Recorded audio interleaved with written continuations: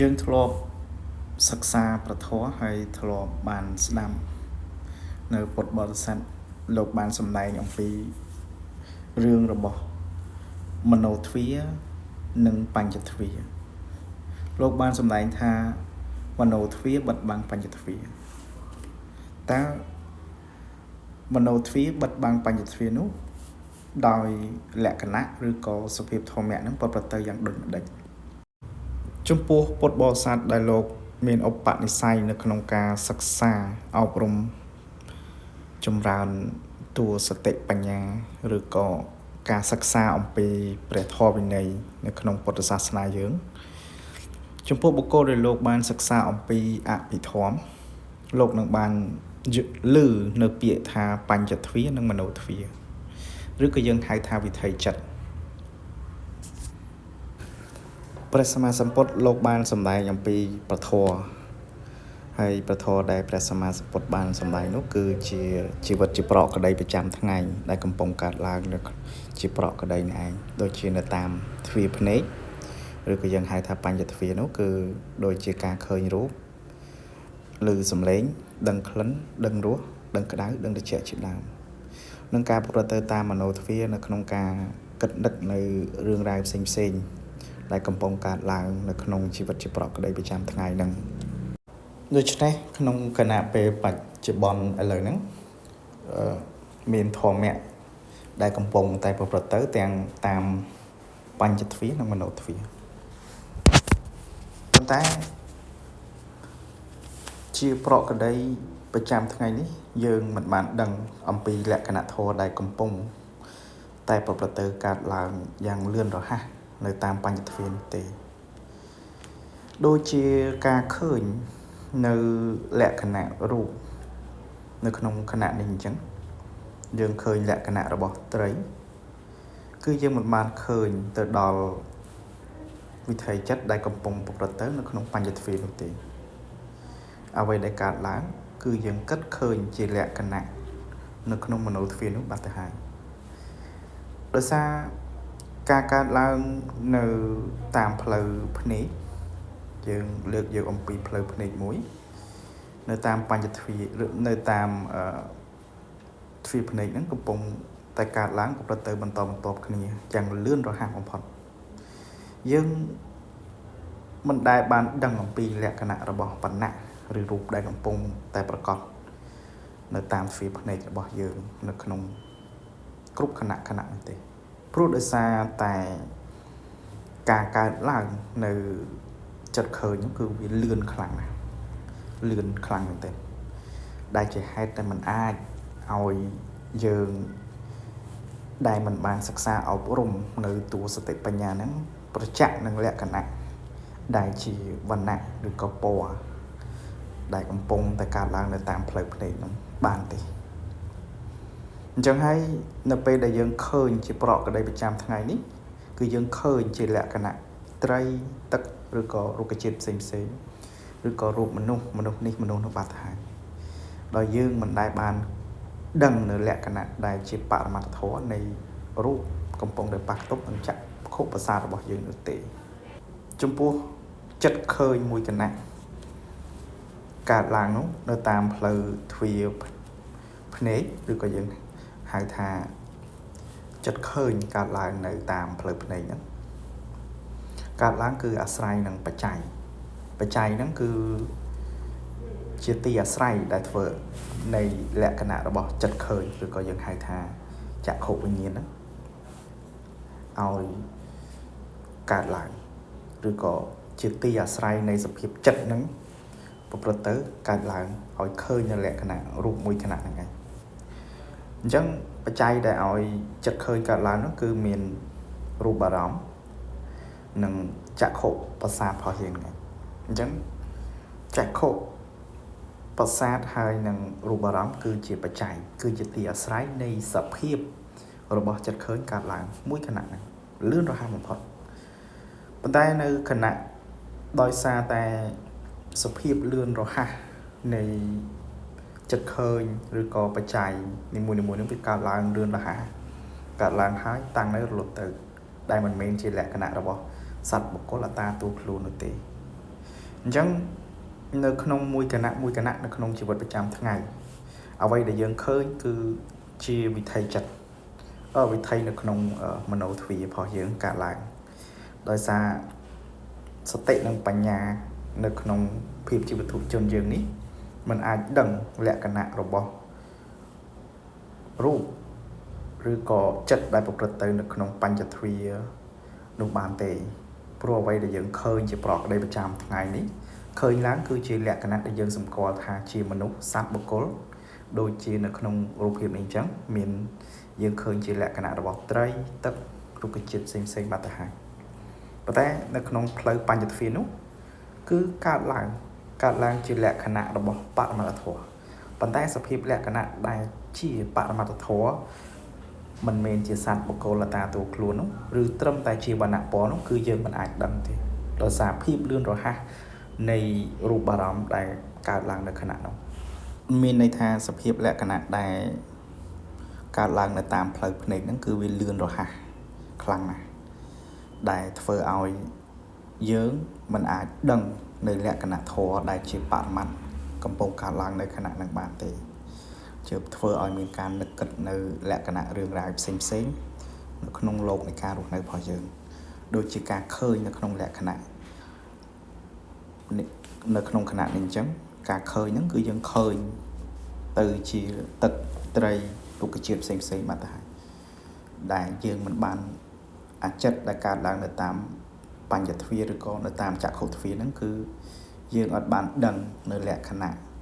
ដែលជាសភាពរបស់បរមត្ថកំពុងតែកើតឡើងនោះទេដូច្នោះចិត្តឃើញដែលប្រតិនៅតាមទ្វារភ្នែកមួយគណៈកើតឡើងព្រោះបច្ច័យគឺចក្ខុប្រសាទមួយនិងរូបអារម្មណ៍មួយដែលជាទីអាស្រ័យនៃចក្ខុវិញ្ញាណកើតឡើងអញ្ចឹងដូចនៅគណៈនេះមិនមែននៅតាមបញ្ញទ្វារមិនមែនមានតែតាមផ្លូវភ្នែកទេគឺអាចនឹងតាមផ្លូវត្រចៀកផ្លូវអណ្ដាតផ្លូវកាយផ្លូវចិត្តដែលជាសភាពប្រកក្តីនៅក្នុងជីវិតប្រចាំថ្ងៃនេះឯងចិត្តឮនៅក្នុងខណៈនេះក៏កើតឡើងអាស្រ័យនឹងបច្ច័យគឺមានចក្ខុប្រសាទមួយនិងសត្វទារម្មណ៍មួយដែលកំពុងប្រព្រឹត្តទៅប៉ុន្តែលក្ខណៈដែលប្រព្រឹត្តទៅនៅតាមបញ្ញទ្វារនៅលើវិថីនៃសោតប្រសាទឬក៏នៅតាមទ្វារត្រចៀករបស់យើងហ្នឹងគឺវាបានកើតឡើងយ៉ាងលឿនរហ័សពីមួយគណៈទៅមួយគណៈកើតឡើងហើយតាំងនៅរលត់ទៅលឿនមែនទេ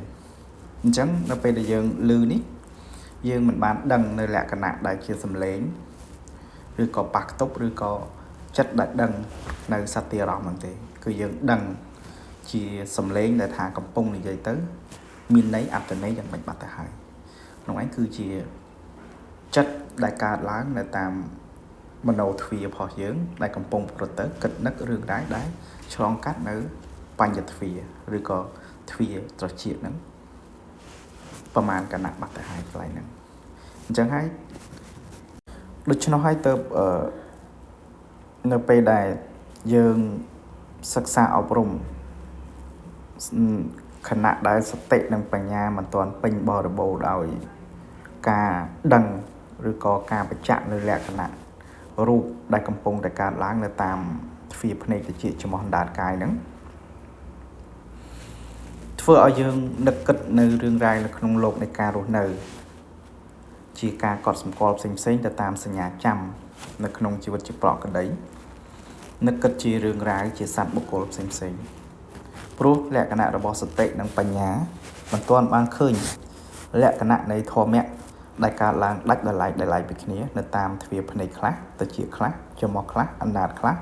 កាយខ្លះនិងចិត្តនឹកគិតនៅរឿងរ៉ាវផ្សេងដែលកំពុងកើតឡើងជាប្រកក្តីនេះឯងដូច្នោះនៅពេលដែលសំឡេងខណៈនេះឬក៏រូបខណៈនេះកើតឡើងនៅតាមផ្លូវភ្នែកឬនៅតាមផ្លូវត្រចៀកខណៈនេះសំឡេងបានប៉ះទប់ជាមួយនឹង សោតប្រសាទដែលជាបច្ច័យឲ្យចិត្តឮកើតឡើងកំពុងតែកើតឡើងរាប់សិបខណៈហើយលឿនរហ័សដូចទៅតាមផ្លូវភ្នែកដូចគ្នាហើយផ្លូវច្រមុះអណ្ដាតកាយក៏ដូចគ្នាកើតឡើងដែលយើងមិនអាចដឹងពីភាពលឿនរហ័សនៃសភាពដែលជាបរមត្ថធម៌ឬធម៌ដែលមានពិតហ្នឹងកំពុងកើតឡើងជាប្រកក្តីនឹងទេអញ្ចឹងនៅពេលដែលតាមបញ្ញទ្វាប្រព្រឹត្តទៅយើងមិនបានដឹងសតិនិងបញ្ញាមិនទាន់បានដឹងនៅលក្ខណៈផុសធម្មហ្នឹងធ្វើឲ្យយើងលក្ខណៈផុសសំឡេងហ្នឹងបានរាប់សិបខណៈចូលទៅនៅក្នុងវិថីនៃមโนទ្វាររបស់យើងនឹកគិតចេញជាសំឡេងអត្ថៈរបស់សំឡេងនៃរបស់សំឡេងដែលខ្ញុំកំពុងនិយាយហ្នឹងយើងអាចស្ដាប់បានថាក្នុងន័យដូចនេះថាជាសំឡេងរបស់ខ្ញុំហើយមានអ្នកស្ដាប់ឮនៅលក្ខណៈផុសសំឡេងហ្នឹងដោយមិនបានដឹងអំពីលក្ខណៈរបស់បរមត្តដែលជាសភាពពិតកំពុងកើតឡើងនៅក្នុងផ្លូវត្រចៀកហ្នឹងនៅតាមទ្វារត្រចៀកអញ្ចឹងហើយហេតុនេះហើយបានទៅមានពាក្យដែលពុទ្ធបរិស័ទលោកបានលើកឡើងថាមโนទ្វារបិទបាំងបញ្ចទ្វារតាមពិតទៅសភាពលក្ខណៈនៅបញ្ចទ្វារគឺកើតឡើងជាប្រកក្តីប៉ុន្តែនៅពេលដែលតួរបស់សតិបញ្ញាផុសយើងមិនទាន់កើតឡើងប្រចាក់នៅនឹងលក្ខណៈធម៌ដែលកំពុងកើតឡើងយ៉ាងលឿនរហ័សហើយមិនមែនកើតឡើងលឿនរហ័សហើយតាំងនៅក៏រលត់ទៅយ៉ាងលឿនរហ័សទៀតហើយមិនមែនជាលក្ខណៈរបស់សត្វបុគ្គលអត្តាតួខ្លួនទេគឺវាកើតឡើងទៅតាមសភាវៈលក្ខណៈធម៌នីមួយៗដូចជាធម៌ដែលកើតឡើងនៅតាមផ្លូវភ្នែកគឺជាលក្ខណៈរបស់ធម៌មួយដោយឡែកធម៌ដែលកើតឡើងនៅតាមផ្លូវត្រចៀកគឺជាលក្ខណៈរបស់ធម៌ដោយឡែកមួយទៀតនៅតាមផ្លូវត្រចៀកផ្លូវអណ្ដាតផ្លូវច្រមុះផ្លូវកាយឬក៏ចិត្តនឹកគិតនៅលក្ខណៈខឹងក្រោធសេចក្តីសុខសេចក្តីទុក្ខផ្សេងៗក៏គឺជាសភាពលក្ខណៈធម៌មួយប្រភេទដែលកើតឡើងអាស្រ័យនៅបច្ច័យដែលបានតាក់តែងនៅសភាពលក្ខណៈធម៌នោះឲ្យកើតឡើងដូច្នេះហើយការដែលយើងមិនទាន់សិក្សារហូតដល់មានសតិបញ្ញាបរិបូរណ៍ដែលប្រចាក់នឹងលក្ខណៈកំពុងកើតឡើងនេះទើបធ្វើឲ្យយើងគិតស្មានថាអ្វីដែលយើងកំពុងតែកើតឡើងនៅក្នុងជីវិតប្រចាំថ្ងៃហ្នឹងដូចជាការឃើញការឮដឹងក្លិនដឹងក្តៅដឹងត្រជាក់ហ្នឹងជាការប្រមូលផ្ដុំជារឿងរ៉ាវតែមួយនៅក្នុងโลกនៃការរស់នៅថាដែលយើងសម្គាល់ថាជាសត្វបុគ្គលនោះឯងអញ្ចឹងហើយបាននៅពេលដែលព្រះសម្មាសម្ពុទ្ធត្រាស់ដឹងលោកបានត្រាស់សម្ដែងនៅលក្ខណៈធម៌ដាច់ដោយឡែកពីគ្នាដើម្បីឲ្យយើងបានដឹងនៅលក្ខណៈធម៌នីមួយដែលថាកើតតាមផ្លូវភ្នែកដោយឡែកតាមផ្លូវត្រចៀកដោយឡែកផ្លូវអណ្ដាតដោយឡែកកាយដោយឡែកច្រមុះដោយឡែកនិងការនឹកគិតឬក៏លក្ខណៈខឹងក្រោធហ្នឹងគឺជាសភាពធម៌តែមួយប្រភេទហើយមិនមែនប្រមូលផ្ដុំជាខ្លួនមនុស្សសត្វបុគ្គលនោះទេហើយសភាវៈលក្ខណៈធម៌ដែលកំពុងតែកើតឡើងនៅតាមភ្នែកខ្លះដូចជាការឃើញការឮដឹងក្តៅដឹងត្រជាក់ដឹងក្លិនដឹងរសឬក៏ចិត្តស្រឡាញ់ចិត្តស្អប់ចំណែនជានេះអ្វីជាដើមដែលកំពុងកើតឡើងហ្នឹងវាកើតហើយតាំងនៅរលត់ទៅហើយមិនមែនជាសភាពលក្ខណៈរបស់តួខ្លួនរបស់យើងទៀតហើយយើងមិនចង់ឲ្យវាកើតមិនចង់ឲ្យវាមិនកើតឡើងក៏មិនបានហើយយើងមិនចង់ឲ្យវាមិនរលត់ទៅក៏មិនបានដូចជាគណៈឃើញលក្ខណៈរបស់ត្រីលក្ខណៈរបស់ទឹកនិងរុក្ខជាតិមុននេះអញ្ចឹងវាកើតឡើងហើយតាំងនឹងរលត់ទៅរាប់សិបគណៈថាសំឡេងដូចគ្នាតាំងពីคลิปទី1តាំងពីសំឡេងនៅនាទីដំបូងមកដល់គណៈនេះសំឡេងគណៈនាទីដំបូងនោះកើតឡើងហើយតាំងនៅរលត់ទៅបាត់ហើយនេះគឺជាលក្ខណៈនៃសំឡេងដែលយើងសម្គាល់នៅអត្ថន័យផ្សេងៗទៅតាមការយល់ទៅតាមការគិតរបស់យើងនឹងឬនៅក្នុងភាសារបស់យើងនឹងគឺជាលក្ខណៈដោយឡែកផ្សេងពីមុនទៅទៀតចំពោះនៅបញ្ញទ្វារគឺកំពុងតែប្រព្រឹត្តទៅ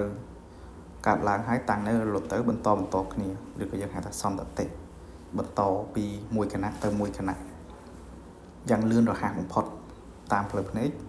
ពងឃើញអ្នកកលៈរូបផ្សេងៗចឹងទៅជាកំពុងតែលឺ nơi lẽ cái nạ xâm lên xem như thế cái ẩn đá cho nó mó đối khỉ chứប៉ុន្តែតាមពិតទៅនៅក្នុងជីវិតប្រចាំថ្ងៃរបស់យើងហ្នឹងយើងបើសិនជាយើងមិនបានស្ដាប់ពធតែព្រះសម្មាសម្ពុទ្ធបានត្រាស់សម្ដែងទេតាមពិតទៅយើងមិនដែលបានឃើញនៅលក្ខណៈដែលជារូបអារម្មណ៍ឬវណ្ណៈពណ៌សតិអារម្មណ៍កន្ធអារម្មណ៍រសអារម្មណ៍ឬក៏ផោតអារម្មណ៍ដែលជាលក្ខណៈតឹងក្តៅកម្ដៅញ័រអីផ្សេងនោះទេយើងឃើញតែលក្ខណៈដែលប្រកបដូចទីហោតាមផ្លូវភ្នែកឃើញជាលក្ខណៈរបស់ត្រីទឹករុក្ខជាតិមនុស្សសត្វមនុស្សសម្គាល់ថាឈ្មោះ A ឈ្មោះ B អីជាដើមហ្នឹងឯងសំឡេងក៏ដូចគ្នាអញ្ចឹងយើងមិនដែលបានឮនៅលក្ខណៈយើងមិនដែលបានដឹងនៅលក្ខណៈដែលជាសត្វទីអារម្មណ៍ទេព្រោះសំឡេងដែលដឹងដល់នៅតាមទ្វេតិចរបស់យើងហ្នឹងបងប្អូនដឹងហើយឮហើយចេញទៅជាសភាពអត្តន័យដែលបងប្អូនអាចស្ដាប់យល់បានដោយតែស្ដាប់កំពុងតែស្ដាប់សំឡេងរបស់ខ្ញុំដូច្នោះដែរអញ្ចឹងជួនកាលទៅយើងស្ដាប់លើទៅលក្ខណៈអត្តន័យផ្សេងចិត្តរបស់យើងឆ្លើយតបទៅជាការពេញចិត្តមិនពេញចិត្តខាងខឹងការស្អប់ឬក៏យល់ថាអ្វីដែលកើតឡើងហ្នឹងវាមិនត្រូវទេខុសនៅក្នុងនៃបែបនេះទៅតាមពុទ្ធវចនៈមិនសម្ដែងអញ្ចឹងទេអ្វីជាដើមហ្នឹងនឹកគិតនៅក្នុងរឿងរ៉ាវនៅក្នុងលោកនៃការរស់នៅក្នុងមโนទ្វារនៃវិថីចិត្តរបស់បងប្អូនមកទៅហើយអញ្ចឹងរឿងហ្នឹងដែលវាស្ដែងឲ្យឃើញថាធម៌ដែលកើតឡើងឬក៏ការឃើញដែលប្រកបនៅតាមផ្លូវភ្នែកហ្នឹងវាកើតឡើងលឿនណាស់ទៅតាមផ្លូវតិចហ្នឹងវាកើតឡើងលឿនមែនទែនហើយកើតឡើងហើយតាំងនៅរលត់បន្តគ្នារហូតទៅដល់មโนទ្វារនឹកគិតចេញជារឿងរ៉ាវផ្សេងបាត់ទៅហើយដែលធ្វើឲ្យយើងគ្រប់គ្នាហ្នឹងมันបានដឹងការពិតនៅលក្ខណៈធម៌ដែលកំពុងតែប្រកបតាមទ្វារនីមួយហ្នឹងថាត្រឹមតែជាលក្ខណៈផុសធម៌មួយប្រភេទដាច់ដライពីគ្នាទៅតាមសេចក្តីពិតតាមការពិតដែលព្រះសម្មាសម្ពុទ្ធបានត្រាស់សម្ដែងនៅក្នុងគណៈនេះទោះបីជាយើងបានដឹងឬមិនបានដឹងក៏ដោយប៉ុន្តែសភាពលក្ខណៈធម៌ដែលជាបរមត្ថពិតហ្នឹងរូបកំពុងតែកើតឡើងតាមផ្លូវភ្នែកសំឡេងកំពុងកើតឡើងតាមផ្លូវតិចតាមផ្លូវច្រមុះអណ្ដាតកាយកំពុងប្រព្រឹត្តទៅជាប្រក្តីអញ្ចឹងគ្រប់គណៈនៅក្នុងគណៈដែលជាវិថីចិត្តរបស់យើងប្រព្រឹត្តទៅហ្នឹងគឺមានលក្ខណៈនៅជាបរមត្ថធម៌ពិតកើតឡើងប៉ុន្តែដោយសារការមិនបានដឹងលក្ខណៈនៃការពិតនេះសភាពចិត្តរបស់យើងហ្នឹងគិតឡើងចេញទៅជារឿងនៅក្នុងโลกនៃការរស់នៅរបស់យើងឃើញទៅជាមនុស្សសត្វឃើញដូចជានៅក្នុងវីដេអូហ្នឹងយើងឃើញរូបត្រីរូបទឹកអីជាដើមហ្នឹងឬក៏ស្ដាប់ទៅយល់នៃអត្ថសម្លេងរបស់ខ្ញុំនិយាយថាកំពុងតែរៀបរាប់អំពីលក្ខណៈរបស់ធម្មៈហ្នឹងជារឿងរបស់សត្វបុគ្គលបាត់ទៅហើយហេតុនោះហើយបានយើងមើលទៅដូចជាឃើញថាមโนទ្វារបាំងនៅក្នុងរឿងបញ្ចទ្វារហ្នឹងឯងបើសិនបើយើងមិនទាន់មានសតិបញ្ញាដែលមានកម្លាំងគ្រប់គ្រាន់នឹងបញ្ជាក់នៅសភាពលក្ខណៈដែលកំពុងកើតឡើងជាប្រក្តីនៅតាមបញ្ចទ្វារឬក៏ផ្លូវភ្នែកតិចចំោះអណ្ដាតកាយហ្នឹងអញ្ចឹងវាធ្វើឲ្យដូចជាហាក់បីដូចជាមโนទ្វារហ្នឹងបានបិទបាំងទៅលើបញ្ចទ្វារនោះដូច្នោះឯងឆ្នោះហើយរឿងវិថីចិត្តនេះគឺជារឿងដែលយើងត្រូវសិក្សាស្វែងយល់ល្អល្អមែនទែនហើយត្រូវតែពិចារណាទៅដល់រឿងផុសហេតុបច្ច័យហេតុតុនិងបច្ច័យហ្នឹងវាបច្ច័យគឺជាទីអាស្រ័យនៃសភាពដែលកើតឡើងហ្នឹងឯងបើសិនជាមិនមានហេតុនៃការត្រាស់ដឹងឬក៏ហេតុនៃការយល់ដូច្នេះការសិក្សាពធគឺជាការសិក្សាដើម្បីឲ្យបានយល់នៅសភាពលក្ខណៈពិតនៅក្នុងជីវិតជាប្រកបប្រចាំថ្ងៃនៅលក្ខណៈកំពុងតែកើតឡើងនៅតាមភ្នែកតិចចំោះអណ្ដាតកាយនេះឯងអញ្ចឹងការសិក្សាពធមិនមែនជារឿងដែលហួសវិស័យនៃការសិក្សារបស់យើងទេអញ្ចឹងព្រះសម្មាសម្ពុទ្ធបានបង្រៀនយើងឲ្យយល់អំពីគោលបំណងរបស់លោកឲ្យយើងយល់អំពីជីវិតជាប្រកបយល់នៅសភាពលក្ខណៈធម៌ដែលកំពុងកើតឡើងនេះឲ្យឃើញលក្ខណៈដាច់ដライនៃសភាវៈធម៌ដែលមិនមែនជាការប្រមូលផ្ដុំនៅលក្ខណៈជាអត្តាតួខ្លួនដែលសម្គាល់ថាយើងជាអ្នកឃើញយើងជាអ្នកឮយើងជាអ្នកដឹងខ្លឹមយើងជាអ្នកស្អប់យើងជាអ្នកខឹងយើងជាអ្នកច្នៃជ្រៀននោះទេលោកបង្រៀនឲ្យយើងយល់អំពីលក្ខណៈធម៌ដែលកើតឡើងជាប្រកប លោកព្រះអង្គសម្ដែងពធដើម្បីឲ្យយើងបានដឹងអំពីហេតុនិងបច្ច័យគឺជាទីតាំងជាទីអាស្រ័យនៃសភាពលក្ខណៈឧទាហរណ៍ដូចជាចិត្តឃើញអញ្ចឹង